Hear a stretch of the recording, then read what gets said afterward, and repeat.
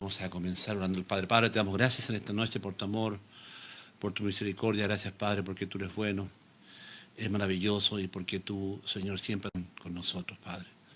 Digno de alabar eres tú, Padre.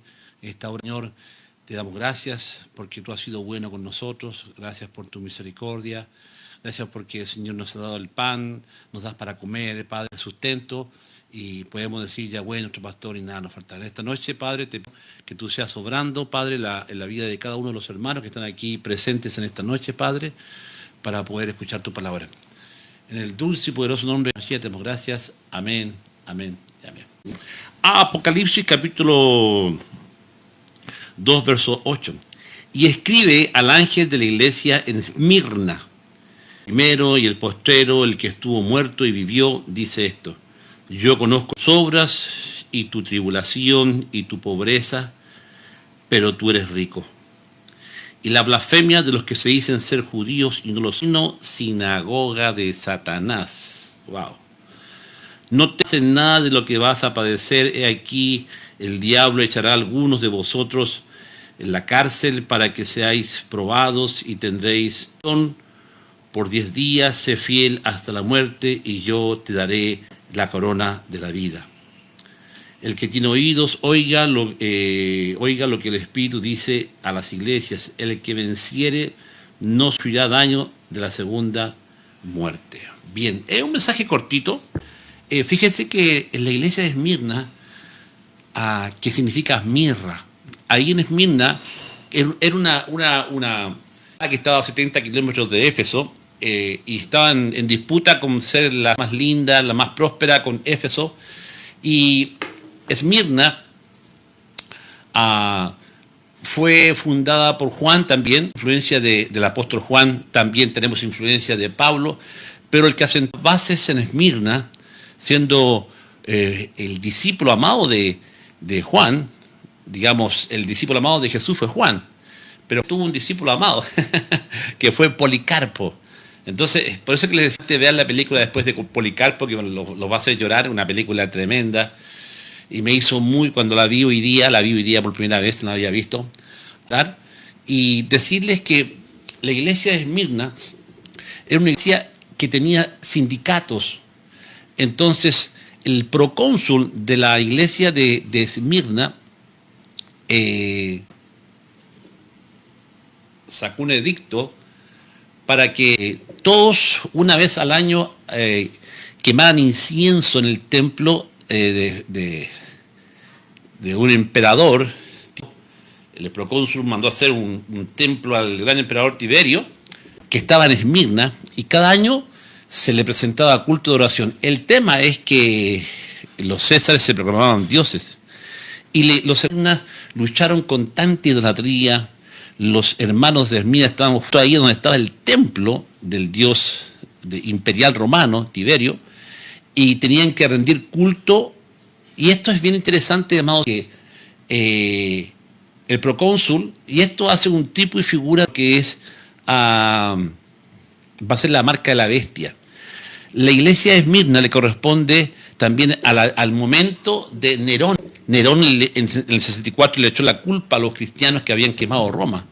Entonces a Nerón se proclamó también César Kaiser, Señor Dios en la tierra, y Esmirna, cuando aquí le dice, que después vamos a ver con más detalle eso, tú eres pobre, y claro, porque resulta de que el procónsul no dejaba trabajar, ¿no es cierto?, a los cristianos que estaban en Esmirna. No podían trabajar porque eran echados de los sindicatos, porque ellos no adoraban, no hacían reverencia a César, ni menos incienso, porque para comprobar, por ejemplo, te ponían habían altares con llamas ahí, pequeños altares con llamas, donde echaban incienso y reconocías que César era Dios. Y los cristianos jamás podían hacer eso. Entonces el procónsul de Esmirna fue bien malo, porque dentro de la maldad que tenía, él fue quien mandó a matar a Policarpo. Es muy triste, pero también muy conmovedora como Policarpo, las últimas palabras que él dijo cuando estaban de quemarlo, ¿ok? Pero vemos aquí cómo esta iglesia no tiene ninguna reprensión, amada por Dios. Entonces los hermanos unos a otros se daban alimentos, como no podían trabajar en los sindicatos porque ellos no adoraban a César. Entonces por eso que dice que tú eres pobre. Claro, y eran pobres porque tenían que adorar, decir, a renunciar al Dios a Yeshua y proclamar a César como su Dios. Entonces se parece al periodo del anticristo.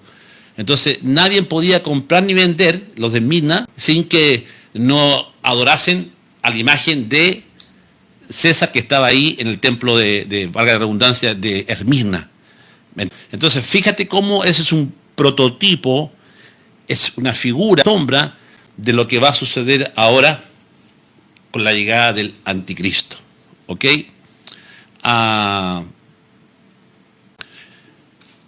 Si nos metemos de lleno, descubrimos que en las 7 parábolas que Jesús dejó, que estas 7 parábolas que son la parábola del sembrador, de Mateo 13 en adelante, la parábola del trigo y la cizaña, el grano de mostaza, la parábola de la levadura, el tesoro escondido, la perla, la red, son 7 parábolas que tienen que ver con las 7 iglesias. Hemos visto que, ¿por qué tienen que ver? Porque hemos visto que en el Evangelio de Mateo hay una alusión muy clara de cómo Yeshua se presenta como el rey. ¿Se acuerdan que lo vimos? Vean los mensajes anteriores. Presenta las credenciales como hijo de David, presenta las credenciales como el Mesías ungido de Israel. En los primeros capítulos, Mateo muestra la evidencia de que Jesús realmente es el Mesías. ¿Ok? Entonces, en la proclamación del rey, en el capítulo 12 de Mateo, llega a su culmine ahí, porque ahí los pastores de Israel, los miembros del Sanedrín, acusan que Jesús es demonio en el nombre de Belzebú. Y esto es tan importante para poder estudiar las profecías apocalípticas, porque la reacción que tienen el pueblo en ese momento, los dirigentes, es que este no era el Mesías, sino que este era el hijo de Satanás. Es tan fuerte eso que ahí vemos nosotros cómo Yeshua proclama para esa generación que iba a ser. Y lo vimos, ¿se acuerdan que lo vimos eso? Entonces, el mensaje que se le fue presentado a Israel como el Mesías, ahí viene el rechazo. Y el rechazo viene con una blasfemia. En ese mismo capítulo, cuando ellos le dijeron que él echaba demonios en nombre de Belzebú, en ese mismo capítulo 12, vemos que Jesús dijo: todo pecado le será perdonado, pero el que lo afirmare contra el Espíritu Santo no será perdonado. Entonces ellos cometieron el pecado, esa generación de blasfemia, blasfemaron contra el Espíritu Santo. Y luego, ¿se acuerdan que en el 12 habla de más adelante sobre el Espíritu que sale? Y cuando llegan los 7 espíritus, vuelven, y el peor estado de ese hombre viene a ser peor que peor. Los espíritus que al hombre salieron y ellos encuentran la casa adornada y vacía, que eso era la presencia de Juan el Bautista, cuando Juan el Bautista presentó el mensaje de arrepentimiento. Pero vinieron espíritus peores y el postrer estado de ese hombre fue peor. Y Yeshua dijo: así le pasará a esta generación. Obviamente está hablando de la nación de Israel. ¿Okay? Y luego vemos que en el año 70 se cumple la profecía de Yeshua. Y en el año 70 es como que se le hubiese acabado el mundo, porque prácticamente tenemos que entender que el templo de Salomón era como el mundo. Los judíos creían que el templo, que fue construido en 7 años, en 7 días de creación, después fue consagrado el 7º día de Sukkot, todo coincidía en que sentaba el mundo en sí, porque ahí estaba el trono de Dios. Entonces era como el fin del mundo. Verse exiliado en otro país, habiéndoseles quemado, los romanos quemaron la Torá, prohibieron las comidas kosher, todos, o sea, perdieron su identidad, y más encima asesinados, torturados. Ni hablar de las 3 últimas rebeliones, la tercera, que todavía creían ellos que podían ganar, el año 138, cuando un judío, hijo de la estrella, Bar Kokhba, hijo de la estrella, se proclamó Mesías y reunificó prácticamente a todas las aldeas donde estaban judíos, y fue el levantamiento más donde casi toda Jerusalén y toda Judea y Samaria se levantaron los romanos. ¿Ok? Entonces, Adriano mandó todas sus legiones a Jerusalén, y fíjense que la casa que hicieron porque se metieron en las cuevas de Qumran algunos y los mató de hambre. Él se legiones ahí a 10 metros de las cuevas donde estaban ellos, les cortó todo el sistema de acueducto, todo. Prácticamente murió como 1 millón de judíos. Y esa fue la última rebelión de un Mesías que se proclamó Mesías, y estos lo siguieron porque hasta el día de hoy los judíos no creen en Yeshua, creen que va a llegar su Mesías y ese Mesías va a ser Cristo. ¿Ok? Eso ustedes ya lo saben ya y lo tienen claro. Amén. Bueno. Y esto es interesante porque de ahí la nación de Israel no desaparece, pero es esparcida por toda Europa, por toda Latinoamérica, se esperan para que también así, obviamente, eso lo provocó también, no lo provocó, sino que lo permitió Dios, para que así ellos mismos llevaran que Dios le había dicho a Abraham: en tus simientes serán benditas todas las familias de la tierra, de tus lomos saldrán naciones, saldrán ciudades, reinos. Obviamente que Israel es un reino. Entonces se cumplió la profecía, por los que salieron también pudieran ser de bendición a todas las naciones. Y lo interesante de esto, que hablo con estas, que ahora una vez dicho esto, amén, cuando rechazan a Yeshua, realmente en el 12, Yeshua se vuelve y dice 7 parábolas, de las cuales en estas parábolas él nos habla de cómo se comportaría el reino de los cielos aquí en la tierra. Marcha, ¿cómo marcharía? Entonces, estas 7 parábolas que encontramos en Mateo 3 adelante coinciden paralelamente con las 7 iglesias. Dijimos que la parábola del sembrador, que es la proclamación de la palabra del reino, donde es sembrada la palabra y tiene 3 terrenos, donde la palabra es contenida en terrenos, que algunos terrenos son duros. El primero, vino se la comieron. El segundo, el terreno que cayó en espino, el otro en pedregales, y el que cayó en buena tierra. Pero habla del descenso, porque fíjate que el cayó en buena tierra produce a un 100, a un 60 y a un 30.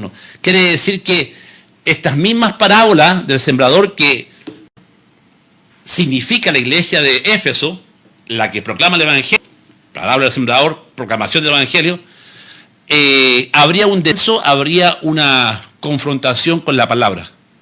Es decir, que la palabra sería confrontada y la cosecha se iría reduciendo a la generación. Y justamente eso fue lo que pasó. Hoy es donde más tenemos oposición a la palabra de Dios y al mensaje del reino. ¿Ok? Naciones a través de la ONU, todo se confabulan para que los predicadores ya no prediquen en las calles, etcétera, etcétera. ¿Ok? Bueno, entonces en esas 7 parábolas, Yeshua entrega parábolas de que el reino ahora es ofrecido a una nación que no era su pueblo, que el reino es ofrecido ¿a quién? A los gentiles. Y ahí cuando Pablo dice para que el tiempo de los gentiles se cumpla. Y también Pablo aclara más esto en el capítulo 11 de Romanos, cuando dice que es necesario, que Dios provocó a celos a Israel por una nación que no era su pueblo, para que cumpliese el papel de Israel, que proclamara el evangelio del reino. Y esa proclamación del evangelio del reino la encontramos en las 7 parábolas que estamos estudiando ahora, juntamente con las 7 iglesias. ¿Ok? Entonces, la primera iglesia es el primer amor que se había perdido. La primera iglesia de Éfeso es la proclamación del evangelio, ¿no es cierto? Que dejaron de ser las primeras obras, que ya dijimos que eran las primeras obras. Luego la segunda iglesia, cuando esa iglesia se expande en Asia Menor, ahora le viene la mirra, que es la persecución. Mirra era un árbol que habían unos árboles especiales donde sacaban este aceite de la savia, que era un perfume de nardo muy caro y que tiene que ver con la muerte. Miren lo revelador de esto. Por eso que en esta parábola a la iglesia de Esmirna le corresponde la parábola del trigo y la cizaña. ¿Por qué? Porque podemos poner a Esmirna en los años 250, 300 después de Cristo. ¿Ok? ¿Y qué pasó en estos años 300? Lo vamos a ver. Y adelanto un poquito para que ya ustedes vayan entendiendo el tema. Aquí empieza la persecución grosa, sobre todo en la ciudad de Esmirna. Ahí había donde los cristianos eran comidos por los leones, algunos eran quemados como Policarpo en la hoguera. La persecución fue muy fuerte, tan fuerte de que Yeshua le está diciendo que van a sufrir persecución, por eso que le dice 10 días. Esos 10 días podrían ser también los 10 reyes, los 10 emperadores que vinieron después de Esmirna, también malos que también, ¿no es cierto?, de alguna manera, o los 10 emperadores que habían venido también, que habían perseguido a los cristianos. Amén. Eso es importante. 10 días también es un proceso de un ciclo de tiempo corto. Lo interesante de la iglesia de Esmirna, que en ese periodo de por qué ya Esmirna, que está con la parábola del trigo y la cizaña, es interesante que si bien la mirra o Esmirna representa la persecución en los cristianos, pero fíjate que después de ese periodo de poco tiempo viene Constantino. Y la pregunta es, pastor, ¿y por qué Esmirna entonces, si no tiene reprensión, representa el trigo y la cizaña? Y tendríamos que ver la parábola del trigo y la cizaña, y usted la conoce. Dice, no cortes el trigo, no cortes la cizaña, porque si cortas la cizaña puedes cortar el trigo. Déjalo, partela ciega hasta el juicio, ¿ok? Es decir, que aquí empiezan ya los primeros vestigios de la mezcla de paganismo católico, babilónico, con el verdadero cristianismo. Es decir, que aquí, con la iglesia de Esmirna en adelante, ya tenemos a Constantino, ¿cierto?, que proclama el edicto de Mileto, el edicto donde se termina la persecución, a los cristianos se les devuelven sus templos, los templos decomisados, donde ya no hay más persecución por un decreto de ley y donde Constantino se proclama, ¿no es cierto?, en un obispo, un papa dentro de la iglesia, y donde con él también, si bien se favorece a los cristianos, por así decirlo, los que más sufren ahora son los judíos. Porque que el Shabbat fuera llevado para el día sábado, para el día domingo. Y proclamó el día domingo como el día del Sunday, como el día del sol, al Dios invicto, al Dios que adoraba Constantino. Déjenme decirle que Constantino jamás se convirtió, porque él lo que hizo fue mezcló, porque él adoraba, el edicto era no que solamente el imperio romano le daba derecho legal para que pudieran reunirse en sus templos, para que pudieran predicar, sino que el edicto consistía en que no solamente ellos, sino que todo hombre o mujer que adore lo que él quiera, lo podrá hacer. O sea, que sáquese la cabeza que fue el cristianismo normal, que no. El edicto era de que no se molestara a ninguna creencia, sea pagana, ¿me entienden? Entonces, ¿por qué? Porque Constantino mezcló, y aquí por eso es que representa la iglesia Esmirna, es el periodo del año 300 después de Cristo, donde ya empiezan, porque después del emperador que estaba a cargo de Diocleciano, viene Constantino, y aquí empieza el primer vestigio de la mezcla del paganismo dentro del cristianismo. Una mezcla, el trigo y la cizaña. Que luego se va a ir graduando eso hasta que ya vengan los padres católicos y ya empiecen las doctrinas antibíblicas como la adoración a los santos, la adoración a la Virgen María, etcétera, etcétera. La primera comunión, la misa, el purgatorio, sacramentos que no están en la Biblia, ahí ya después se lo vamos a ir viendo más adelante, ¿ok? Entonces estoy poniendo un preámbulo para que ustedes puedan entender. Entonces, la parábola del trigo y la cizaña es el donde ya con Constantino, ¿no es cierto? Porque el periodo de la iglesia de Esmirna abarca 250 al 300. Entonces, en el 312 ya entra Constantino y aquí entra. Por eso que está bien puesta la parábola del trigo y la cizaña. Es tremendo, es revelador esto. Es muy revelador lo que estamos diciendo. Es muy importante que le hable de Policarpo, porque Policarpo fue discípulo de Juan, el que escribió el libro de Apocalipsis, de Juan Apóstol, ¿ya?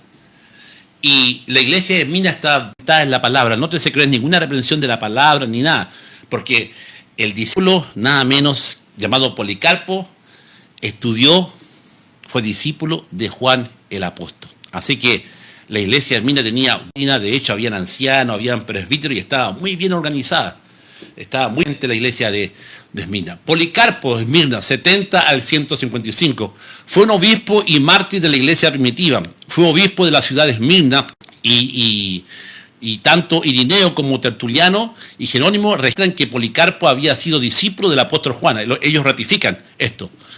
Policarpo es considerado uno de los 3 padres apostólicos principales junto a Clemente e Ignacio de Antioquía. Qué interesante eso, ¿verdad? Bueno, vamos ahí a Esmirna, Apocalipsis 2. Reconocimiento. ¿Cuál es el reconocimiento? Y es ángel de la iglesia de Esmirna, el primero y el postrero, el que estuvo muerto, vio, dice esto. Esto es interesante porque al ángel, al pastor, ¿no es cierto? También yo creo, obviamente, bueno, nosotros decimos que cuando se refiere al ángel, la palabra ahí en griego es mensajero, o escribe al mensajero o al pastor. Pero también muchos teólogos concuerdan que también cada iglesia tenía su ángel vigilante, su ángel, obviamente, ¿ok? Entonces también apuntamos hacia eso, ¿ok? No podemos dejar afuera eso también, ¿ok? Dice Esmirna, escribe al ángel de la iglesia de Esmirna, el primero y el postrero, el que estuvo murió, y dice esto. Esto es interesante, el primero y el postrero, porque desde el principio del sufrimiento de Esmirna, Yeshua está en su principio y está en su final. Y esto habla de la gracia que Él tiene, que a pesar de que ellos estaban sufriendo, Él promesas de vida eterna. Primero y postrero y Apocalipsis. En Génesis encontramos que Adán fue echado del jardín de Edén, como ya habíamos dicho. En Apocalipsis encontramos que el hombre es nuevamente ve el árbol de la vida. En Génesis fue creado el sol y la luna. Ya no habrá sol ni luna. En Génesis, Adán y Eva salen llorando del huerto echado. Y en Apocalipsis dice que Dios enjugará las lágrimas de los ojos de ellos. Ahí está. Por eso que dice el primer postrero, el alfa y el omega, el principio y el fin. El principio, el verbo hecho carne. ¿Ok? El que estuvo muerto y vivió, dice, ¿por qué le dice que estuvo muerto y vivió? Porque esta es la esperanza de gloria de la eternidad. Ellos iban a sufrir persecución y muerte. Y cuando Yeshua dice que estuvo muerto y vivió, es la esperanza que ellos tienen y que todos nosotros tenemos, hermanos. De saber que simplemente ganancia. De saber que, como dijo Pablo, para mí el vivir en Cristo y el morir es ganancia. ¿Por qué ganancia? Porque la verdadera vida no es esta. La verdadera vida es la vida eterna que Yeshua en su cuerpo, ¿cierto?, la cumplió acá. Resucitó con un cuerpo glorificado, y por eso que el tema del arrebatamiento más aplica al, no tanto en sí en que vamos a ser arrebatados, que de hecho es, pero el propósito final es que primera de Corintios 15:51 habla de que el cuerpo va a ser glorificado, que ya tu cuerpo ya no va a haber enfermedad, que en tu cuerpo ya no va a haber cáncer, ni nada, hermano. O sea, un cuerpo glorificado. Un cuerpo que vas a poder traspasar, muras. Obviamente, esto mortal se va a vestir de inmortalidad. Es por eso, como hay persecución, hay muerte, y también mirra quiere decir muerte, porque obviamente que la mirra se usaba para embalsamar, o sea, para una vez que el judío moría, como a Yeshua también le pusieron mirra. ¿Ok? La mujer se adelantó, Magdalena se adelantó y su mirra. Amén. Entonces, por eso que les recuerdo esto, que Él es el primero, el postrero, el que estuvo muerto y vivió, dice esto. La esperanza de que hay que haga muerte, es la vida eterna que Él tiene preparada para ellos. Mire qué lindo lo que les consuela a la iglesia de Esmirna. Dice, yo conozco tus obras y tu tribulación y tu pobreza, pero tú eres rico. Y aquí, hermano, hay que atender muy bien, porque fíjense usted, mira, lo que te voy a decir ahora, quiero que te concentres, porque vamos a ver un detallito muy potente acá, revelador, de cómo para Dios el que está pasando tribulación, el que está pasando sufrimiento, es más rico que el que está en la evangelio. Mira, esta iglesia era pobre. Ya les dije por qué era pobre. Porque ellos no podían trabajar en los sindicatos porque Esmirna tenía sindicatos para trabajar en diferentes cosas. Fueron echados de los sindicatos porque no adoraban a César. Ellos no derramaban libaciones o incienso, tenían que poner a quemar para César y ellos no lo hacían. Y eran echados de estos sindicatos. ¿Y cómo comían? Entre ellos comerciaban cosas, vendían cosas y entre ellos, hermanos, se partían. Por eso que eran pobres. Ahora, qué interesante que para Dios, ¿cierto?, la tribulación y la pobreza que ellos tenían, ellos eran ricos. Entonces tendríamos que preguntar aquí, entonces, ¿no han mentido, pastor? ¿Por qué no han mentido? Porque resulta que el falso evangelio de la prosperidad, y perdonen que otra vez me meta esto, pero es que lo tengo que decir porque está operando hoy en día.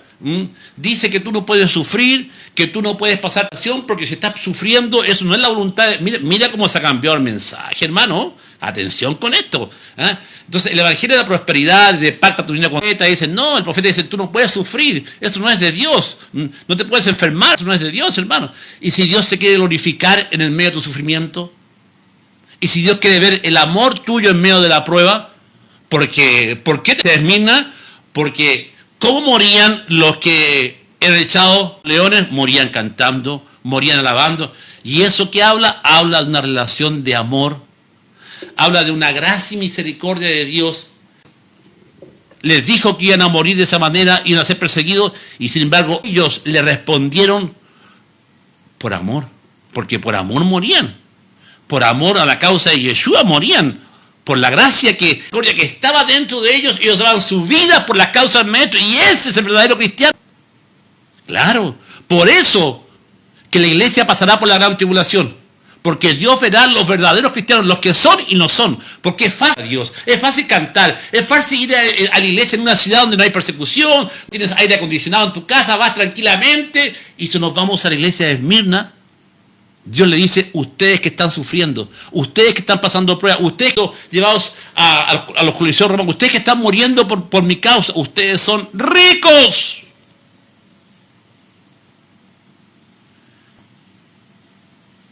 Y perdonen que enfatice esto porque hay que enfatizarlo, porque para Dios la tribulación es riqueza. La ostra, este molusco del mar, el ostrión, los científicos comprobaron que él tiene convulsiones, él sufre para poder ver la perla. Y las contracciones como de parto que tiene el ostión, la ostra, donde salen las perlas, si no tuviera ese sufrimiento, jamás podría poner la perla. Y una perla de una ostión buena te sale miles de dólares, cientos de dólares, ¿o no? Entonces, esto es interesante porque mira, a esta iglesia, yo conozco tu sobretribulación y tu pobreza, pero eres rico. Como le dice, y vamos a ver a la otra iglesia, a la Odisea, como la que dice que es rica y mira para Dios cómo es. La Odisea, Apocalipsis 3, 17, dice, mira que la iglesia de la Odisea, porque tú dices yo soy rico. Mira, o sea, la iglesia, el pastor proclamaba el evangelio de la prosperidad. Decía, yo soy rico, ustedes son ricos, y me he enriquecido, y de ninguna cosa tengo necesidad. La iglesia de Esmirna pasaba necesidad, pasaba hambre, tenía persecución, estaba en sufrimiento, y esto proclama que la última iglesia de la Odisea, la voluntad del pueblo, es que todos los hermanos sean ricos. De ninguna cosa tengo necesidad. Y mira lo que Dios le dice ahora, mira lo que Jesús le dice. Y no es que tú, pastor, eres desventurado, miserable, pobre, ciego y desnudo. Le dice, porque tú eres desventurado, 1, miserable, 2, pobre, 3, ciego, 4, 5, desnudo. ¡Wow! Reflexionemos un momento en lo que hemos expuesto en esta noche. Podríamos echar por tierra ese evangelio de la prosperidad, porque dicho sea de paso, hermano, aquí no estamos en contra de la riqueza. No en contra de que usted tenga su casa, que usted esté bien económicamente o que gane un buen dinero. No, hermano, ese no es el problema. sino cuando se pone el énfasis de decir, prediquemos sobre la riqueza. El evangelio de la prosperidad se enfoca en decreta, ata, y que tú no puedes enfermo, que tú no puedes pasar tribulación porque estás en pecado. Entonces, díganle eso a José, Ben Joseph. Tenía su linda capa, salió de una buena familia rica, tenía una hermosa capa que sacaba a las naciones, dicho sea de paso, nosotros.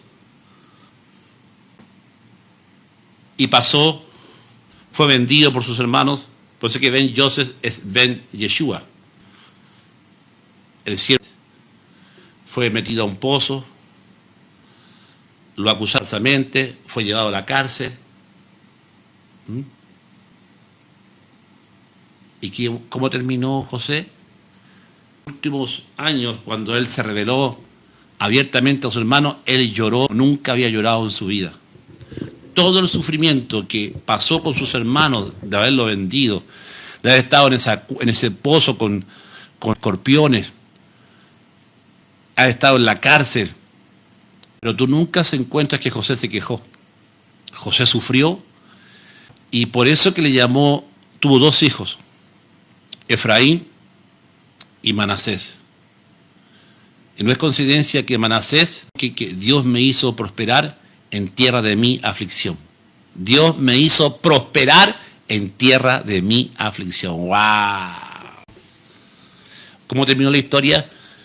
El que sufrió, el que fue probado en todas las áreas de su vida, terminó bendiciendo a sus hermanos. Los hermanos de José llegaron muertos de hambre. José les envió comida y mandó a buscar a su papá, a Jacob, y José terminó reinando con sus hermanos en Egipto. ¿Qué tal?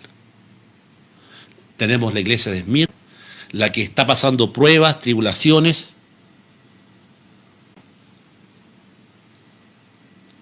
Y la iglesia de la Odisea proclama un evangelio del reino de la prosperidad. ¿En cuál está usted? ¿Con cuál se queda usted? ¿O en cuál de todas está viviendo usted?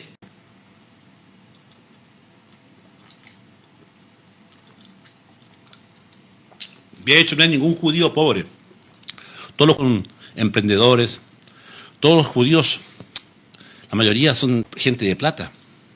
Entonces aquí no estamos condenando el tema del dinero, porque la Biblia lo que condena es el amor al dinero, la idolatría. Gente que trabaja, que su visión es dinero, porque el amor al dinero es la raíz de todos los males.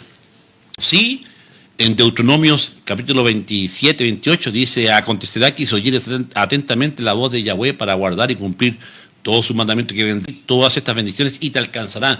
Bendito serás en el campo, bendito será tu amasar, bendito será el fruto de tu cría, bendito serás en tu entrar, en salir, abriré ventanas en los cielos.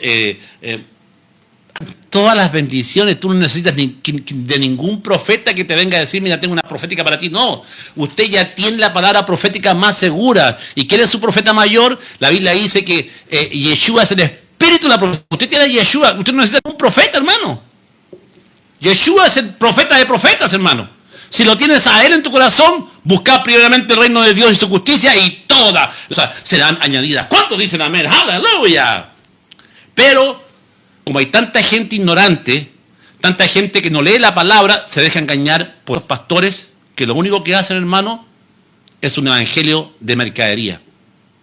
Hacen ganancias deshonestas usa el evangelio para eso, para engañar a la gente y para hacerse ricos.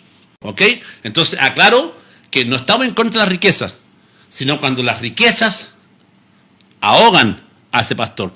Cuando las riquezas le quitan el pastor y cuando este pastor, en vez de predicar el evangelio del reino, predica el evangelio de la prosperidad. ¿Ok? ¿Se entiende o no se entiende? Avancemos un poquito.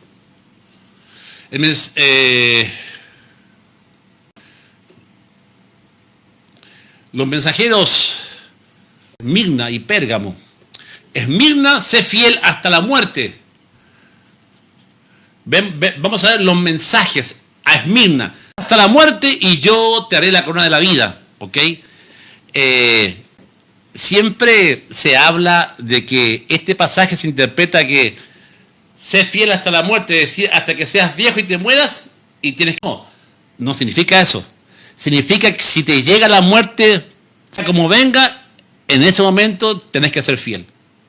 No está hablando de que usted nace y después usted se muere viejo y usted es fiel hasta la muerte, no. Si te viene la muerte en diferentes maneras de persecución, como están viendo, ahí tienes que ser fiel. Por eso que dice, ser fiel hasta tu muerte. Como sea que venga a tu vida, tienes que ser fiel. Si es persecución, prueba, tienes que ser fiel. Amén. A Pérgamo, la única solución que Yeshua puede ofrecerle a Pérgamo es arrepiéntete. A Esmirna le dice, le da la vida, y a Pérgamo, por ejemplo, le dice arrepiéntete.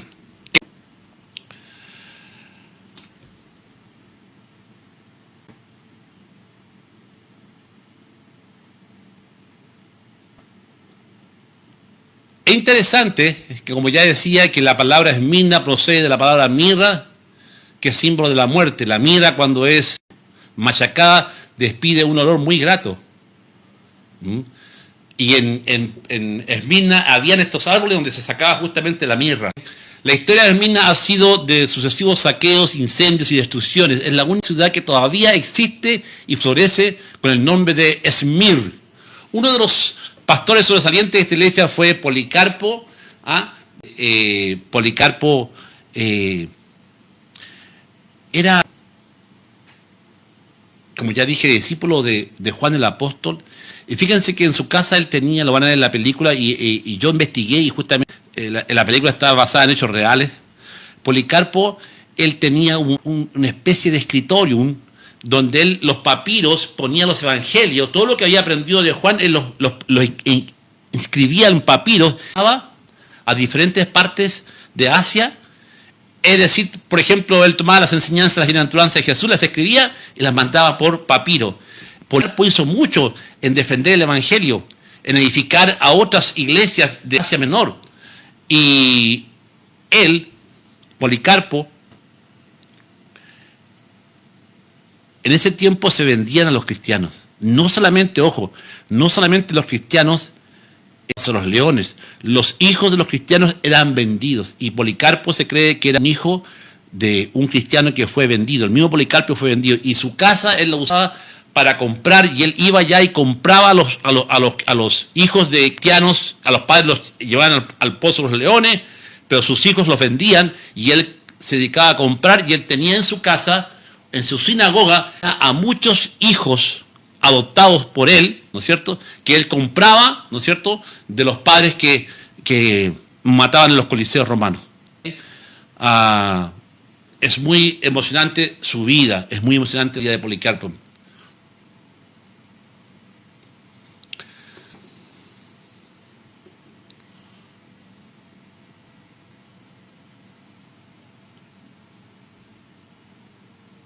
Bueno, ya explicamos tu pobreza.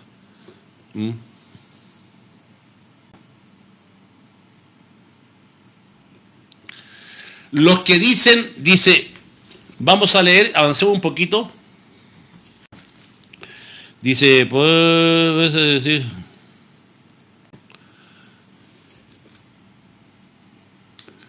los que se dicen ser judíos y no lo son, no solo fueron blasfemos, calumniadores, fue un grupo de líderes judíos que acusaban a los cristianos de provocar problemas y ser desleales. De hecho, se cree que un grupo de judíos de Sanedrín mandó cartas a los romanos y diría a Policarpo. Estos judíos, a los que se dicen ser judíos y no lo son, eran judíos donde, según la historia que yo he leído de la masonería, el primer vestigio de masonería comenzó con el hijo de Herodes. Vinieron unos miembros del Sanedrín diciendo cómo podían combatir a los cristianos. Y este hijo de Herodes les dio carta abierta para que ellos buscaran el método cómo poder combatirlo, y dentro de ese método nace el primer vestigio de engañar, de infiltrarse dentro de las iglesias primitivas. Y esto ocurrió. Y fíjense que esto es bien interesante lo que voy a decir ahora, porque dice, sino que son sinagoga de Satanás. fueron usados por el Satanás para matar y perseguir como Pablo lo hacía con los cristianos. Mucha gente y muchos pastores no tienen ni idea que en este periodo los verdugos no solamente eran los romanos, sino que eran los judíos ortodoxos que no creían en el Mesías. Y esto, hermano, es bien interesante poder aclararlo, porque esta generación que acusó a Yeshua de echar afuera demonios en el nombre de Belzebú, Yeshua les dijo: ustedes son generación de víboras.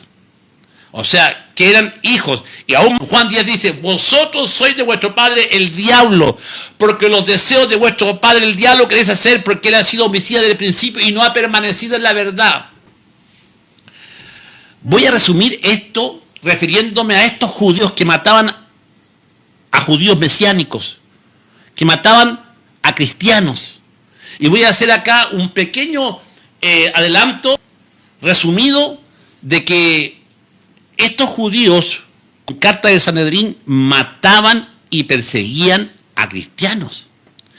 De hecho, lo voy a resumir esto porque me encanta hablar de esto, porque hay mucho fundamento para hacerlo, pero voy a tratar de hacer resumido, que no los quiero cansar, ¿ok?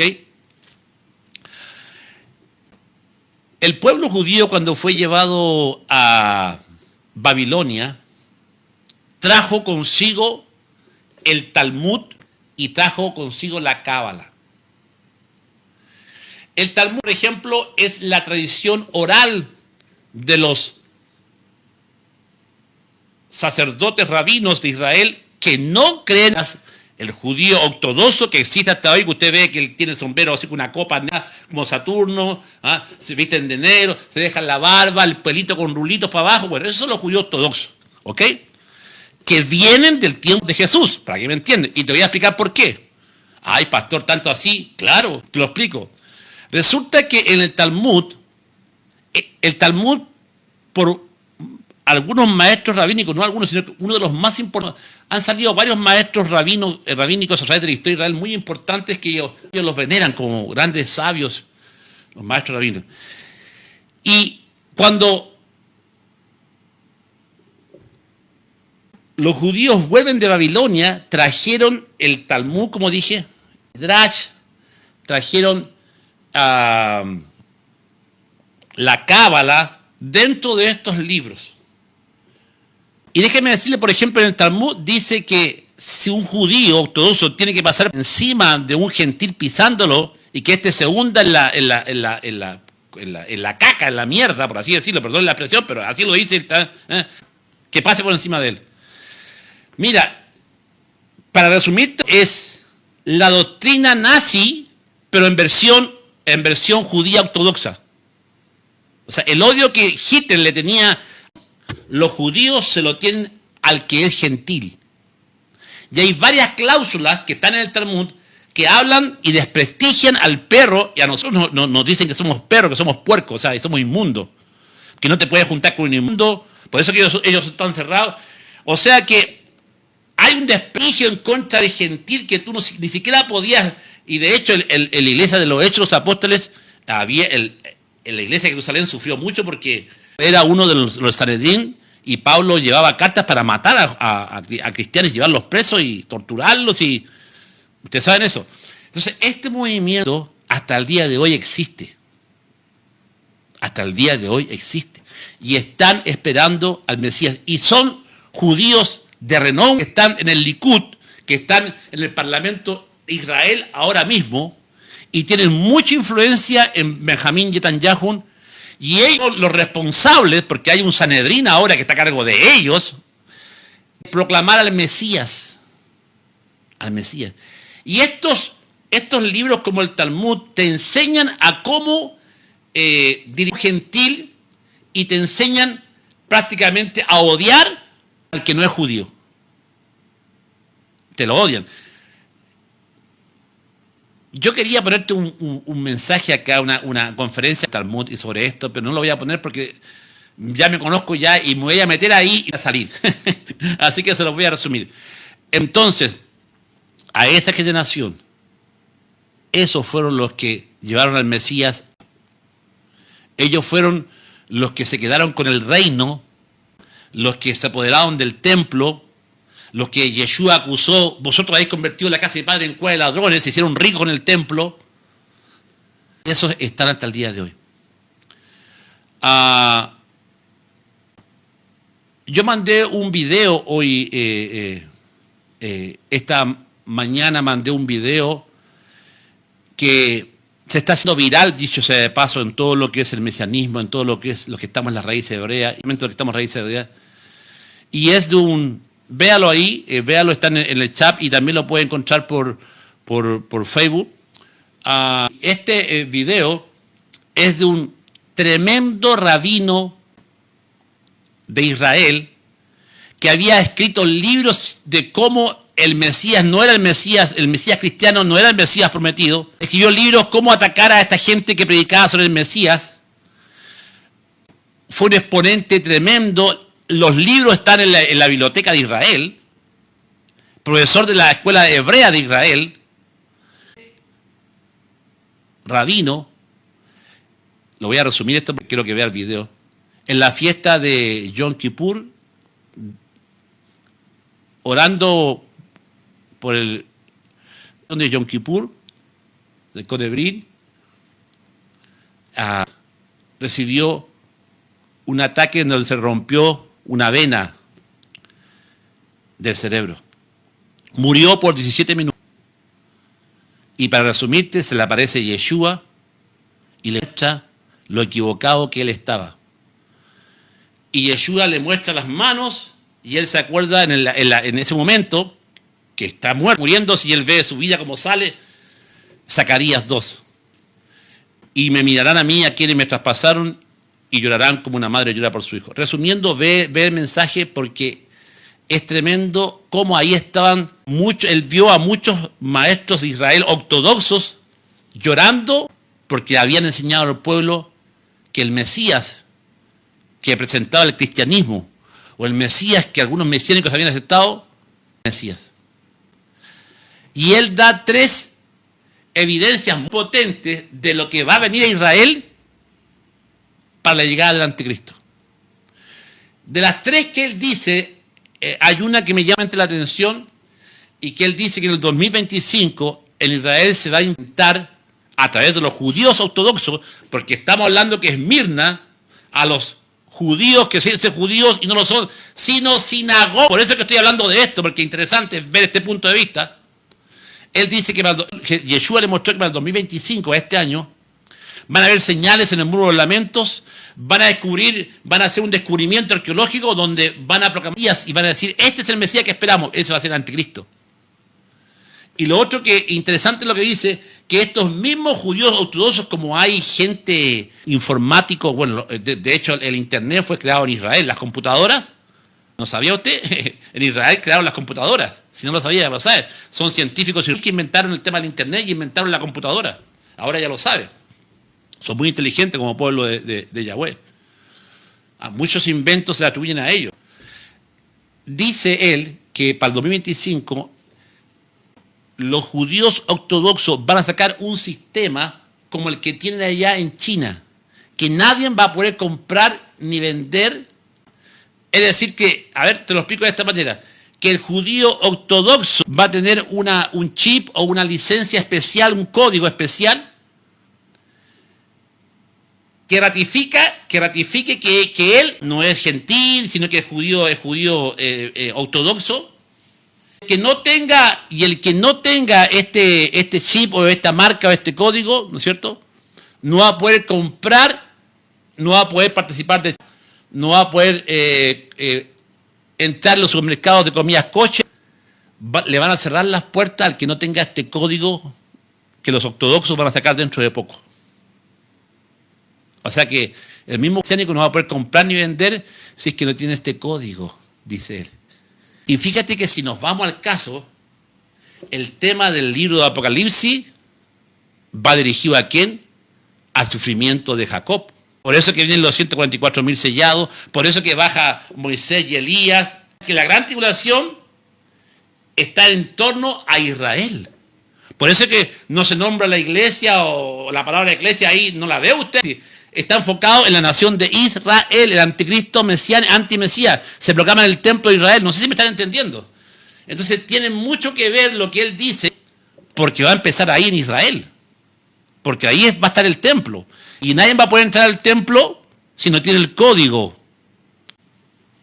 Y por eso, hermano, que se va a cumplir la profecía bíblica, donde saca un libro del Antiguo Testamento que ya decía, me mirarán a mí, a quienes me traspasan, y llorarán como una madre llora por su hijo. Dice que el Mesías le mostró la cicatriz a él mismo, a este rabino que murió en su lecho de que estaba muerto, le mostró.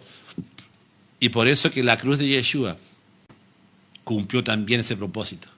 Por eso que todavía Yeshua está con sus cicatrices, sus marcas, como Tomás, que Tomás dijo, más vale ver para... Y cuando Jesús resucitó, fue ante Tomás, mete la mano aquí, y estaba la herida recién ahí. Y Tomás vio las heridas y dijo, Señor mío y Dios mío. Y ahí Jesús dice, todos los que no vieron y creyeron, porque de ellos sea el reino de los cielos. ¡Wow! Tremendo, ¿verdad? Bueno, avancemos un poquito. ¿Estamos bien? Bueno, eso quiere decir los de la sinagoga de Satanás. No temas en nada de lo que vas a padecer. Será una tribulación de 10 días. Ahora, que nos tenemos que hacer, ¿por qué Dios permitió el sufrimiento? ¿Por qué Dios permite este sufrimiento? Y nótese que parece que el mensaje del reino muchos lo han mal interpretado, porque en Romanos 5, 3, 4, ¿qué dice? Y no solo esto, sino que también nos gloriamos sabiendo que la tribulación produce paciencia, y la paciencia prueba, y la prueba esperanza. Esta es doctrina pura, hermano, del mensaje del reino de Yeshua, hermano, por si acaso. Entonces, la tribulación para Dios no es algo que no deberíamos... Algo que deberíamos decir, no, eso no es para mí. En 2 Corintios 1, 3, 4 dice, bendito sea el Dios Padre de Jesucristo, Padre de misericordia y Dios de toda consolación, el cual consuela en todas nuestras tribulaciones, para que podamos también nosotros consolar a los que están en cualquier tribulación, por medio de la consolación con que nosotros somos consolados por Dios. ¿Cómo yo voy a predicar de consolación si yo no he consolado a nadie? ¿Cómo yo voy a hablar de pruebas si nunca he pasado por pruebas? Mi esposa ha pasado por una prueba muy grande, que está ahí viendo ahí, que le mando un besito a ella. Nosotros como familia hemos pasado pruebas que nunca imaginamos que íbamos a pasar. Pero en la prueba, Dios estuvo con nosotros. En la prueba, Dios está contigo. Por eso es que la Biblia dice, esta leve tribulación momentánea es porque Dios está poniendo un mayor y más excelente peso de gloria. Es necesario que para entrar en los cielos pasemos por diferentes tribulaciones. Entonces, hoy nos vende un evangelio. No sufras. No tengas pruebas. La prueba te fortalece y en la prueba nace el verdadero amor a Dios. Porque déjenme decirlo que Policarpio y todos los de la iglesia de Esmirna creen que murieron por una religión o murieron por un Dios que ellos creyeron. No, ellos morían cantando, ellos morían alabando a Dios. Por eso que siempre el dicho es, los verdaderos cristianos son los que cuando están en tribulación, firmes de esa prueba, no reniegan en el nombre de Dios. Y Esmirna representa justamente Esmirna, y ponga atención con esto, le guste a quien no le guste esto, hermano, yo lo siento mucho, pero yo te estoy hablando con peso bíblico, Dice, yo te guardaré del día de la prueba que ha de venir al mundo entero, pero eso no quiere decir, hermano, que nos va a librar de la tribulación, porque si Dios permitió en su amor y misericordia que la iglesia de Esmirna pasaran siendo tribulación, siendo comido por los leones, que no podían comer porque había... Los sindicatos los tenían marcados, ahí está la marca de la bestia, no podían comprar ni vender si no adorasen la marca de quién, de César. En la iglesia de Esmirna le pasó eso, lo mismo. Iglesia de Esmirna es un prototipo de lo que va a pasar ahora con la gran tribulación, donde hay persecución, donde la Biblia dice que no pueden comprar ni vender, donde van a ser marcados, y esa marca va a decir que tienes que adorar públicamente. ¿Lo vas a hacer? con la diferencia que muchos mártires van a sufrir martirio cuando venga ese periodo. Y ahí simplemente vamos a tener que morir y Yeshua nos arrebata en el proceso. Por eso es que nosotros enseñamos que en la gran tribulación la iglesia va a pasar por la gran tribulación. Yo antes enseñaba que la iglesia no pasaba por la gran tribulación, pero según las raíces hebreas, la contundencia escatológica es más poderosa que la que siempre dicen, no pasemos. Porque que no pasamos no tiene ninguna contundencia teológica.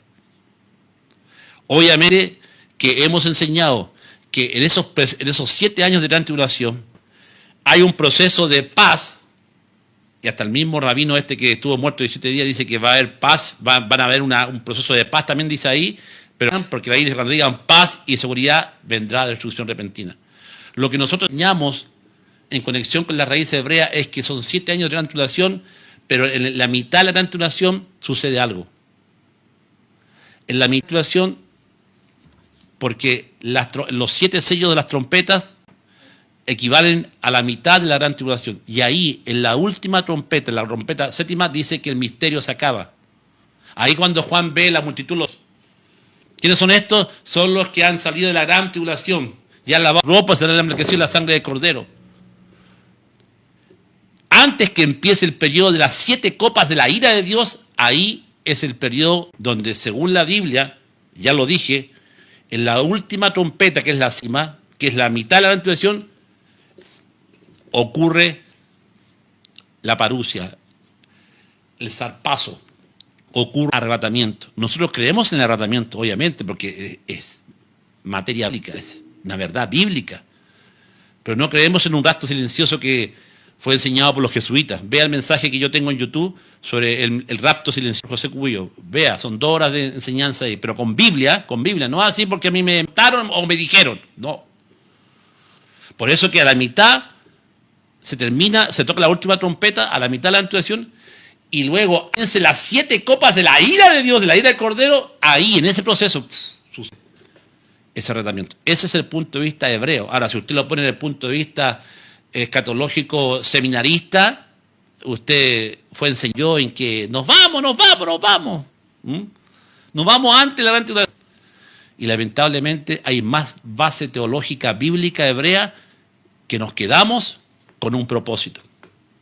Ahora, yo sé que lo que estoy diciendo le rompe el piso a varios hermanos que quizás me siguen a mí por mucho tiempo y yo no quiero quedar bien con nadie, hermano. Les amo a los hermanos que están en este canal, los respeto, que usted va a poner su posición amilenarista, premilenarista, etcétera. Yo le respeto, pero no le imponga a usted. ¿Ok? Si usted quiere seguir con esa posición y usted cree que es así, ya es problema suyo, porque la iglesia de Esmirna, hermano, amada por Dios, sufrió todo eso, y hay tantos pasajes bíblicos que nos hablan justamente de cómo en la tribulación Dios se muestra, que en la tribulación Dios está con nosotros, que en la tribulación tanta gente va a estar, y dónde van a estar los que le van a enseñar a los que están confundidos qué es lo que está pasando. Si nos vamos todos en un arrebatamiento, ¿quién le va a enseñar? ¿Cómo irán sin que les predique? ¿Cómo irán si no fueren enviados? Piense, sus mismos familiares. Si usted se va, ¿qué va a hacer de su familiar? Hay un propósito. ¿Por qué nos quedamos ese tiempo de 3 años y medio? Hay un propósito. Y ese propósito es la evangelización, la proclamación del evangelio en un momento donde la gente va a estar confundida. La gente va a decir, no se va a explicar qué está pasando. Ahí entramos nosotros. Por eso que también bajan los 144.000 sellados. Y baja Moisés, que representa la ley, y Elías, que representa los profetas. La unión perfecta de la Tanaj. Así que yo tengo muchos mensajes dedicados, hermanos, ahí del arrebatamiento. Busque ahí, antes de que usted me juzgue, antes me ponga acá su exposición, su debate, primero escuche porque aquí yo estoy haciendo un pequeño pincelada de lo que yo he enseñado, pero hay mensajes profundos que YouTube. Busque ahí el rapto en silencio, busque el arrebatamiento desde el punto de vista mesiánico, véalo ahí, porque esa es nuestra posición. Así que el sufrimiento, como estamos hablando, tengo por cierto que las aflicciones del tiempo presente no son comparables con la gloria venidera que en nosotros ha de manifestarse. Pablo lo sabía. Muchas son las aflicciones, pero de todas de ellas le librará Yahweh. Salmo 34, 19. Ahí está, 2 Corintios 4, 17. Porque esta leve tribulación momentánea a nosotros un cada vez más excelente y eterno peso de ella. Ahora,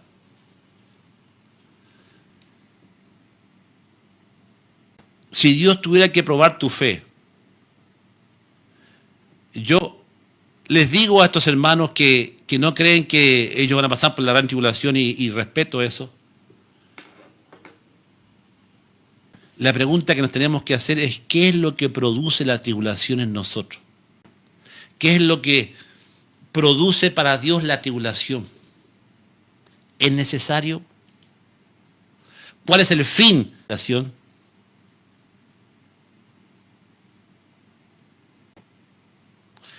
Hemos pasado, usted y yo, muchas tribulaciones, pero fíjate que uno de los puntos principales de la tribulación es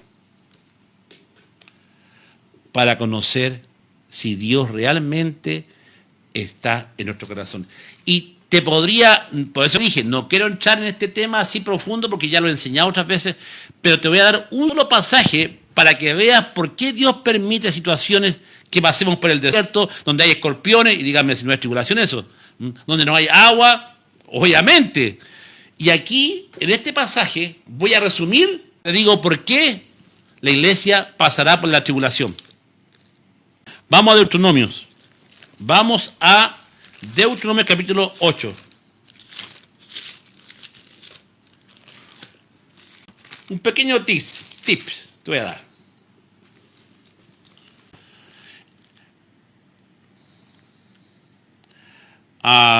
Deuteronomio 8.1. Este es un pasaje tremendo. Deuteronomio 8.1. Dios saca a su pueblo, le mete la tierra prometida como a nosotros, ¿ya? Pero a su pueblo, ¿no es cierto?, le dice esto: y cuidarás de poner por obra todo el mandamiento que hoy, para que vivas y seáis multiplicados y entréis y poseáis la tierra que prometió con juramento a vuestros padres. ¿Acaso esto no aplicaría para nosotros? Y pondréis por obra los mandamientos, que guardemos, que seamos obedientes, ¿sí? Bueno, esto aplica también para mí, para ti, obviamente que sí, ¿ok? Vamos rumbo a la tierra prometida, pero tenemos que poner por obra los mandamientos, obviamente. ¿Cómo Dios sabe si realmente voy a poner por obra los mandamientos? Y si yo realmente tengo fe y el amor y la misericordia de Dios están en mi vida, ¿cómo Dios comprueba que yo soy un verdadero cristiano? Porque es fácil, hermano, pedirle a Dios cuando todo está bien. Estoy apuntando por qué la iglesia pasa por la gran tribulación. Es lindo vivir en un país de Bel Cipá, como decimos en Chile, en Alicia en el País de las Maravillas, cuando no hay persecución, cuando no hay nada, es lindo. Pero cuando hay persecución, cuando el gobierno te persiga y busca a los cristianos, yo creo que ahí se va a ver quién es y quién no es. ¿O no? Pero no queremos pensar eso porque la mente no quiere pensar eso. Pero Yeshua en su sufrimiento nos mostró su amor. Dice que como cordero fue llevado al matadero delante de sus esquiladores. Enmudeció, no abrió su boca. Y esto es lo que los ortodoxos no aceptaban, porque ellos quieren un Mesías que venga del rey David, un reino potente, un reino estable. David mató a Goliat. Y hasta el día de hoy ellos están pensando en un Mesías libertador, en un Mesías político. ¿Y por qué Yeshua sufrió por nosotros? Y en ese sufrimiento, por eso que el amor es sufrido. ¿Por qué dice que el amor es sufrido? El amor, escucha bien esto, porque el amor de Dios no puede ser amor de Dios si no sufre. ¿Cómo? Sí. Por eso que la Biblia, el amor es sufrido, el amor es benigno, el amor no es jactancioso. ¿Cuál es el primero? El sufrimiento, porque Yeshua en su amor nos mostró que Él tenía misericordia. Por eso, hermano, que yo tengo que aprender la misericordia. Yo tengo que no aprender, sino que yo tengo que ser, que constantemente sea misericordioso. ¿Y cómo? Dios me pone a prueba con tu enemigo, te pone a prueba con tu esposa, con tu hijo. Porque una cosa es hablar de misericordia y una cosa es que tú decidas tener misericordia y aplicar acción esa misericordia. Eso te hace justo delante del Padre. ¿Ah? Entonces, ¿por qué el amor es sufrido? Porque el asiento del trono de Dios dice sufrimiento. Porque en el sufrimiento Yeshua nos mostró cuánto amabas o no. En su sufrimiento que Él derramó hasta la última gota de su sangre, fue flagelado, fue escupido, fue azotado. Todo por amor a nosotros. Él no tenía por qué haber pasado eso. Pero en el sufrimiento se muestra la grandeza del amor de alguien que le tiene a Dios.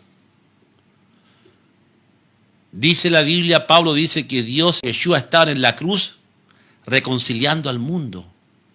¿Y qué fue la cruz? Martirio, sufrimiento. No me digan que la cruz fue algo lindo. Amarrado, clavado, hermano, ahí. La muerte de Yeshua fue por asfixia. Porque una persona que está colgada del pulmón no tiene sostenimiento de los pies, entonces el órgano que es el pulmón, todo eso está colgando ahí, y Yeshua murió por asfixia, asfixiado por amor a ti y a mí.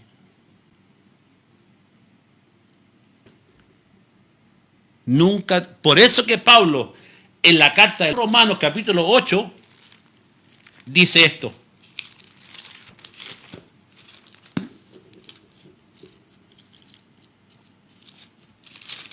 ¿Cuántos dicen amén? Es fuerte mensaje, pero es un mensaje que no lo vas a escuchar en las iglesias de la prosperidad. Jamás.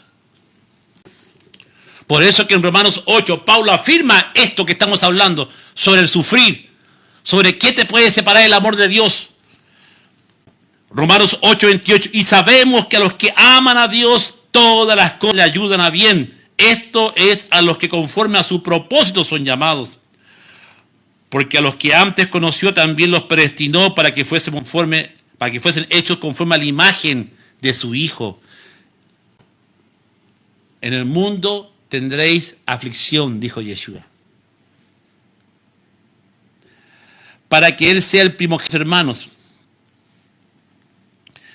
El que no escatimó, verso 32, el que no escatimó a su propio Hijo, sino que lo entregó. ¿Acaso, díganme ustedes, si Dios no sufrió el cordero que fue inmolado antes de la fundación del mundo? ¿Acaso Dios no sufrió cuando estaba viendo cómo estaban matando a su hijo? ¿Acaso Policarpo no sufrió cuando él vio con sus ojos que estaban a sus propios discípulos? ¿Acaso la iglesia primitiva no sufrió porque sus hijos eran vendidos, que su esposa estaba haciendo comida con leones? ¿No sufrieron? ¿Y eso no es de Dios? ¿O esa doctrina de quién es? En los testigos de Jehová. Por eso que la iglesia de Esmirna está ahí para decir: yo estoy contigo en la prueba. Vas a padecer un poco tiempo, pero yo estoy contigo en la prueba.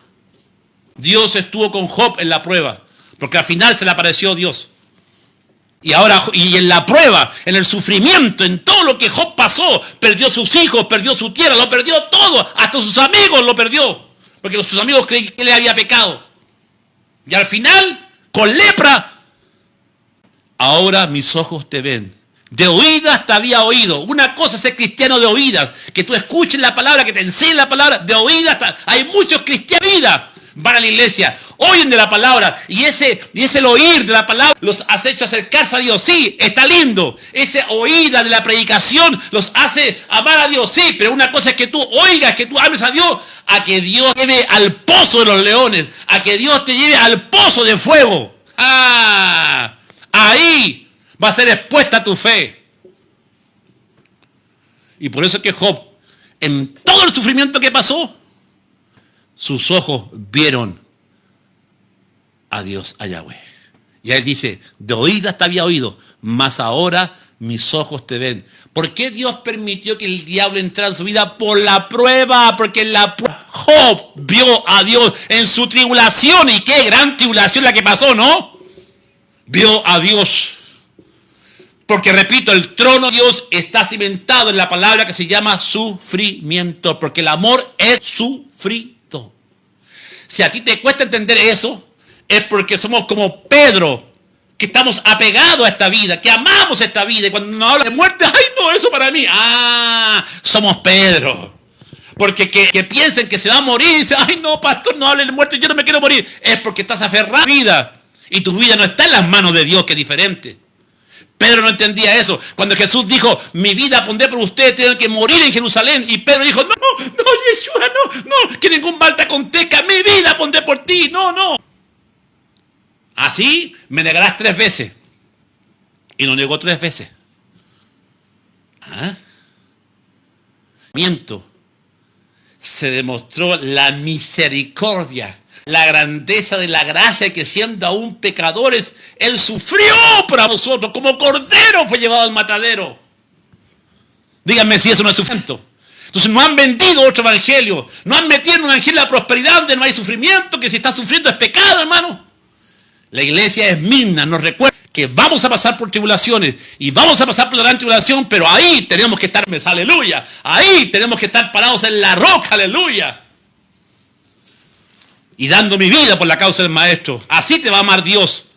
Dios no va a amar a alguien que, por eso que dice, muchos me dirán en aquel día, Señor, en tu nombre profetizamos, en tu nombre echamos fuera demonios, en tu nombre predicamos, mas yo diré, apartado de mí. ¿Saben por qué? Porque esta gente, hermano, nunca sufrió. Siempre le gustó predicar, le gustó ser de todos líderes, todos, nunca vieron el sufrimiento. Un evangelio light. Nunca fueron a todo terreno. Y mira lo que dice Pablo acá. Mira, esto está tremendo, hermano.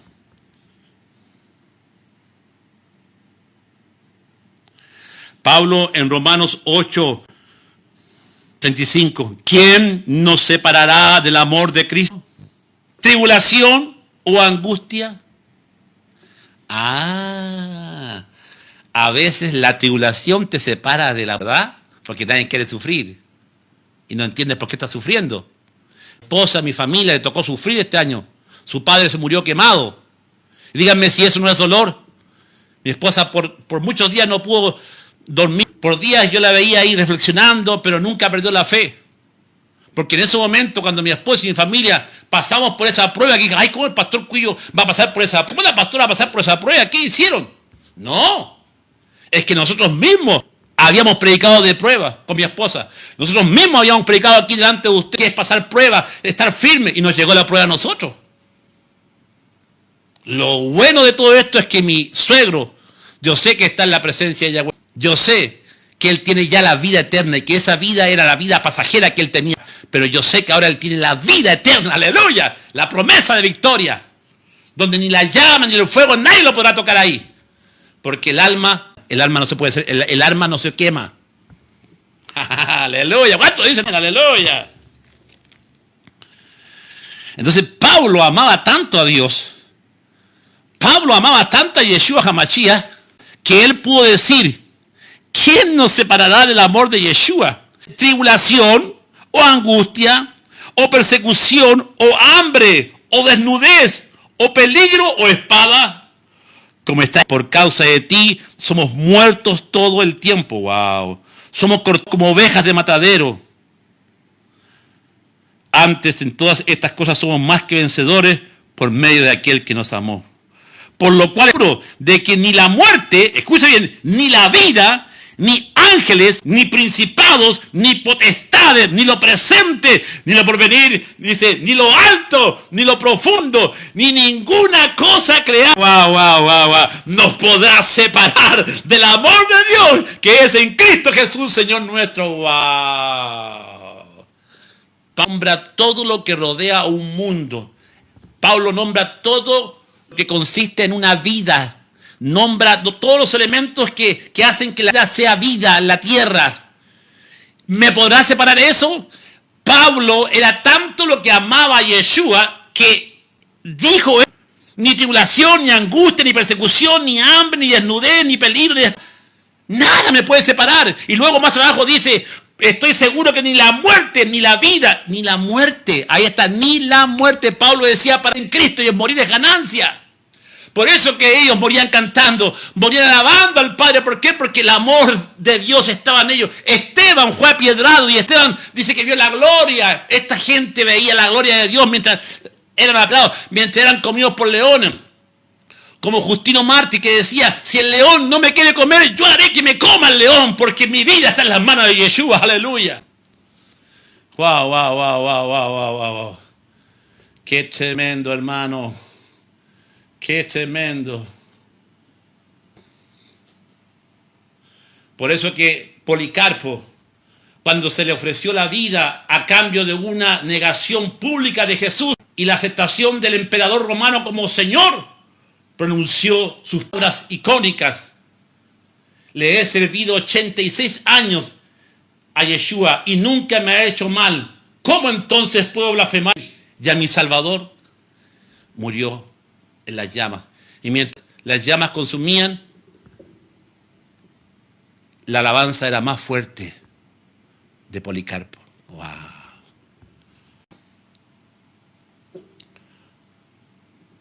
Por eso es que el mensaje de Iglesia de Esmirna es cortito.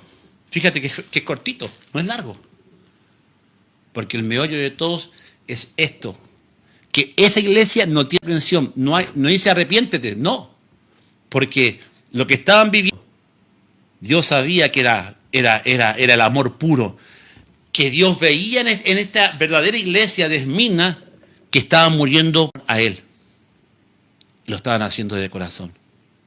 Entonces, si usted está pasando por tribulación, si usted está pasando por prueba, sea lo que sea, usted tiene que tener la convicción, hermano, que su vida está en las manos del Señor.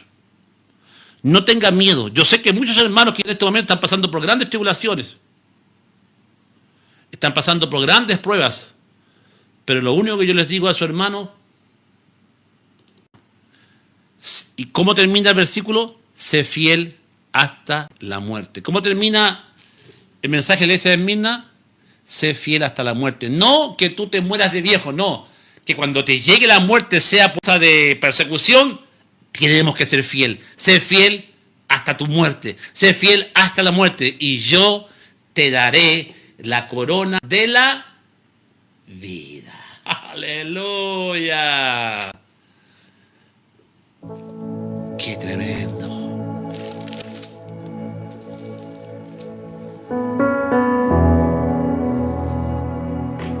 ¿Es usted de la iglesia? ¿Pertenece usted a la iglesia? ¿O usted está en la iglesia de la Odisea?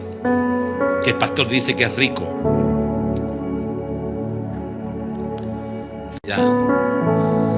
Porque la verdadera fidelidad es lo que Dios demanda a nosotros. Por eso que la palabra de los talentos, buen siervo y fiel. Dios te llama bueno si somos fieles. Bueno y fiel. En lo poco has sido fiel, sobre mucho te pondré. Dios me llama bueno si soy.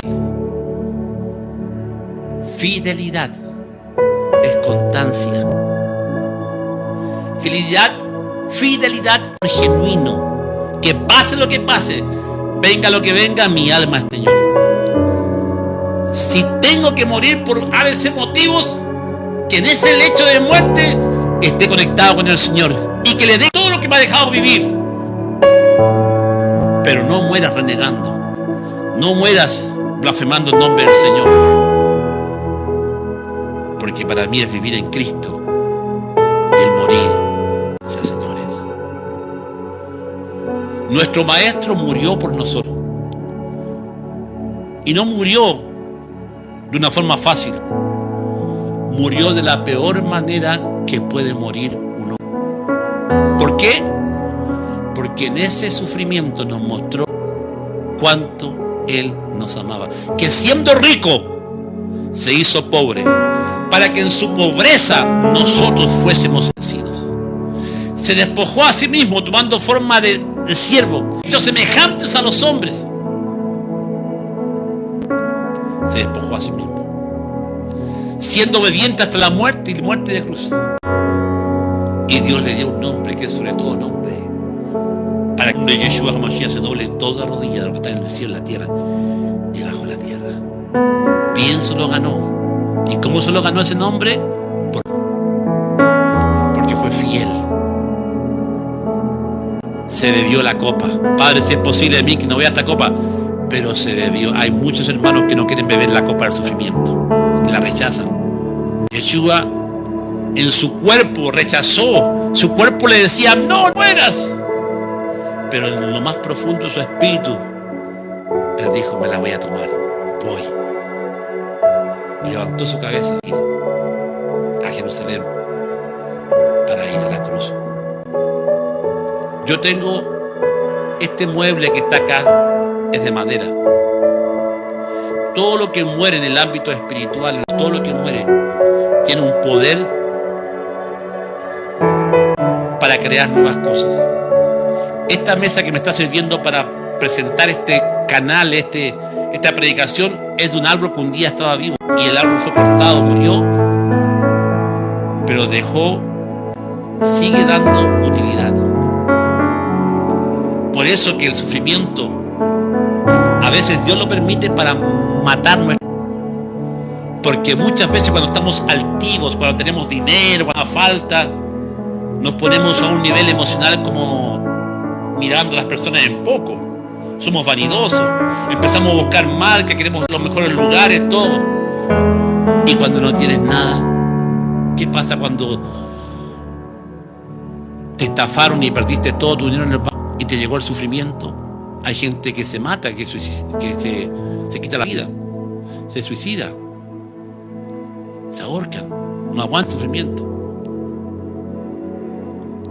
Pero ¿cuántas veces hay gente que en el sufrimiento ha visto a Dios? Como un banquero que todo quedó sin nada, siendo rico, y entendió que Dios lo estaba llamando. Y cuando no tenía nada, entregó su vida a Cristo. En su prueba conoció a Dios. Porque a veces también está la parte donde Dios te llama con dolor, te llama con sufrimiento, porque a veces el sufrimiento nos dice tú no eres nada. A veces el sufrimiento dice tú eres barro, acuérdate. Pero a veces no queremos ser barro, queremos ser oro, oro, oro. A veces el sufrimiento nos recuerda quién realmente es Dios. No somos nada. Por ello yo creo que la iglesia pasará por la gran tribulación. Porque la última iglesia, recuerda, es la iglesia que dice que es rica, que vive por la riqueza, que su fe está puesta en la riqueza, no en Dios, que su fundamento doctrinal es evangelio de la prosperidad, que su fundamento doctrinal es la riqueza. Espérate que le quiten la riqueza, espérate que no tenga nada, a ver si van a servir a Dios. Por eso que son muchos los llamados y pocos los escogidos. ¿Hallará fe el Hijo del Hombre cuando venga a la tierra? ¿Hallará fe? Esmirna nos recuerda lo que vamos a padecer por un breve tiempo, porque no hay nada más lindo, no hay nada más hermoso que después del sufrimiento veas a Dios, de saber que Dios estuvo contigo y no te dejó. Porque no hay nada más glorioso ver a Juan bien inmolado, sufrido, pero que después lo ve como un león victorioso. Nunca te olvides que el amor, Pablo empieza diciendo, el amor es sufrido. ¿Por qué? Porque el trono de Jesús, la sangre derramada, fue en pleno sufrimiento por amor a ti. Amén. Cuán grande amor. ¿Cuántos dicen amén? Cuán sublime amor. Así que si estás pasando pruebas, gózate, gozaos en medio de la prueba, Dice, gozado cuando te roben tus bienes. Dice, ¿cómo voy a gozar? Hasta por los ladrones alcanza la bendición de todo lo que te va a dar Dios. Así que, ¿qué te preocupas? Si estás pasando una tribulación en este momento, descansa en el Señor. Descansa en Él, desahógate con Él. Puedes patalear, puedes enrabiarte, pero descansa en Él. No dejes que el diablo te diga, mira cómo te tiene tu Dios. Mira cómo Dios te dejó. No seas como lo que un demonio un día le quiso hacer a mi papá. Cuando nos quemamos, yo tenía una casa de 3 pisos, se quemó completa. Llegamos con mi padre y la casa estaba en llamas, las llamas saliendo por la ventana. Mi padre lo perdió todo. Y cuando se apagó el incendio, la casa de 3 pisos en el Cerro con Vega se había quemado completo. Mi padre dijo, quiero dormir en la casa. ¿Cómo? Mi padre dijo, quiero dormir en la ceniza de mi casa y yo quiero dormir. No entendíamos por qué mi padre quería dormir en una casa que estaba toda quemada. Un vecino les prestó un colchón porque mi padre sabía que Dios le tenía que hablar ahí. Y sabía que algo tenía que pasar esa noche. Mi padre lo sintió así. Un vecino le pasó un colchón y mi padre tiró el colchón en medio de la ceniza de nuestra casa. Y a las 3 de la mañana, un demonio en forma de pitufo se le paró a los pies en medio de la casa quemada. Y el demonio le dijo, mira cómo Dios hace sufrir. ¿Estás sufriendo, Daniel? Ese es el Dios a quien tú le serviste toda una vida. Mira ahora cómo ese Dios te tiene en sufrimiento. Estás sufriendo por causa de ese Dios a quien tú le sirves. El demonio le dijo así en forma audible a mi padre. El demonio le habló a los pies del colchón. Ahí Dios estaba viendo, porque dice, no veré yo quien hizo el ojo, no oiré yo quien hizo el oído, dice el salmista, refiriéndose a Dios. Y el demonio le dijo, mira Daniel, así Dios a quien tú le has servido como pastor, mira el sufrimiento que estás ahora. Y mi papá se levantó y mi papá le dijo al demonio, escucha, demonio inmundo, te reprendo en Jesús, sal de mi casa, porque Dios me lo dio, Dios me lo quitó, bendito sea el nombre del Señor. El demonio salió huyendo porque me he perdido todo, en medio de su sufrimiento, en medio de su prueba, teniendo 9 hijos, somos 9 hermanos, éramos 9 hermanos, confió en el peor momento de su vida, que podía haber renegado en cuanto a haberle hecho caso al demonio. Él afirmó su fe, tomó aire y le dijo, Dios me lo dio, Dios me lo quitó, bendito sea el nombre del Señor. Esos son los cristianos que Dios quiere. A eso se está llamando el Señor en esta generación, porque van a venir grandes cosas, van a venir grandes terremotos, van a pasar acontecimientos apocalípticos muy fuertes, y ahí Dios va, quién son y quién no son, en la prueba. Es por eso, orar esta noche por los hermanos que están pasando pruebas, como por el que está atrás mío, que murió cantando, alabando al Padre. Padre, en esta noche, yo sé que hay muchos hermanos que están pasando necesidad, otros están endeudados, que las deudas no los dejan dormir, otros están pasando problemas personales, están pasando pruebas, angustias, enfermedades, otros han sido desahuciados por los médicos. Padre, en esta noche yo te pido, Señor, te ruego por ellos, Padre. Afirma su fe, Padre. Yo te pido, Padre, que viniendo en esta noche y echando aceite en esa herida, yo te pido que tú seas fortaleciendo la vida de esos hermanos que están en pruebas, y que en estos momentos, Señor, que han dudado y que dudan que Dios está con ellos, que no duden de ti, Padre, que se levanten que se levanten Job y que digan, ahora mis ojos te ven, ahora puedo ver el propósito de mi prueba, Ahora puedo entender el propósito de mi sufrimiento. Es porque Dios, tú estás poniendo un mayor y más excelente peso dentro de mí, Padre. No voy a hablar tu nombre. No voy a blasfemar tu nombre. Pase lo que pase, venga lo que venga. Mi fe está puesta en ti. Y puedo decir como el apóstol Pablo, ni principados, ni potestades, ni lo porvenir, ni lo presente, ni lo porvenir, ni lo alto, ni lo bajo, nada me podrá separar del amor que hay en Mashiach. Gracias, Padre. Gracias, Padre. Porque tú has estado con nosotros, Padre. Gracias. Confío en ti. Confío en